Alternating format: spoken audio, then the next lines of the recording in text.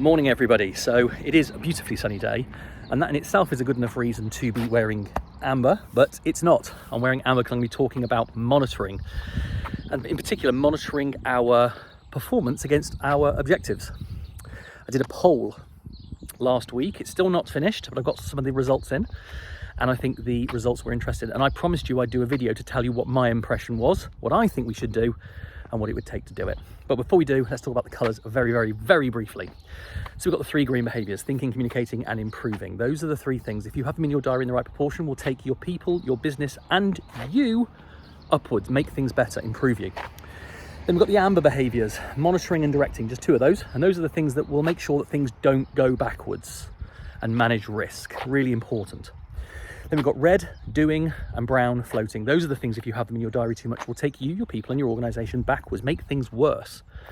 And then lastly, we've got the blue stuff, which is living. And living is about recharge. It's about looking after your physical, mental and spiritual well-being. So I've noticed a lot of companies looking at performance management at the moment and being a bit concerned that people aren't aligned to what the company needs to achieve. And I particularly see this when I'm doing discoveries, because in discoveries, it's saying that on average, people by their own admission are losing between 18 and 28% of their time every week to stuff that just doesn't add value. Wasting, that's the brown stuff, by the way. And there's a really simple way of dealing with it. And it's basically being laser aligned to what we need to achieve. Because if you aim at the wrong thing, you're going to end up hitting the wrong thing.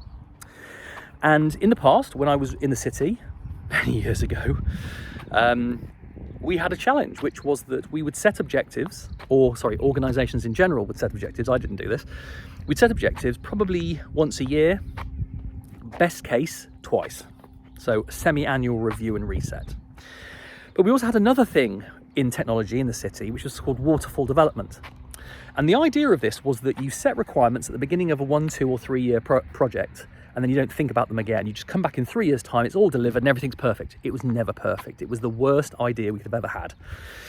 What it was really about was moving to more what we call agile development, which was reviewing our requirements as we go along and making sure they're still relevant. And this is massively important when it comes to setting objectives. So one organisation I've been recently working with, they've gone to once every 3 months. Okay, that's an improvement. It's good. It's getting there. But I don't think it's going anywhere near far enough. And so I ran a poll and asked people, if you were going to check your performance versus your objectives, how often would you do it? Annually, twice a year, monthly or weekly?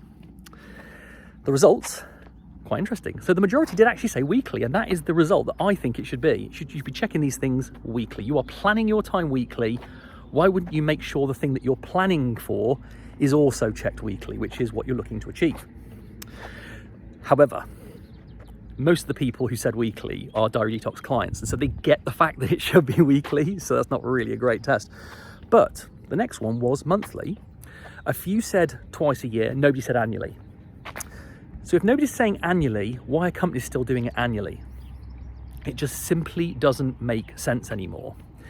And actually, to do it weekly doesn't take long at all. If we look at how much time organisations are saying they're wasting, people in organisations are saying they're wasting of their organisation's time and money, they're saying it's between 18 and 28% of their time. That's about 9 to 10 hours every week. And to check your objectives are still valid, and to make sure you're planning your time to achieve those objectives, guess how long that takes? Morning. Guess how long that takes? It takes 30 minutes maximum. So what's going on? Why is that? Why are people deciding that they should, or why are HR departments maintaining this idea that performance management is done once a year, or maybe twice, or maybe 4 times a year, quarterly, when actually it is so simple to do it every week, to check that what you're aiming for is still valid? That takes about 5 minutes of your week. 5 minutes for any person, 5 minutes. And to make sure that you're planning your time to achieve those targets is a maximum of another 25 minutes. So half an hour of those 10 hours wasted, if you spend that half an hour on it, those 10 hours will all but disappear. So what's going? Why is that happening? I'd be really interested to hear your comments. If you want to find out what your company's doing, give me a shout. I'd be happy to run a diary detox discovery in your company and give you a bit more of an insight as to what's going on. But in the meantime, I'd love to hear your comments. Why do you think we don't check our targets and plan our time to achieve them every week? That's it for now.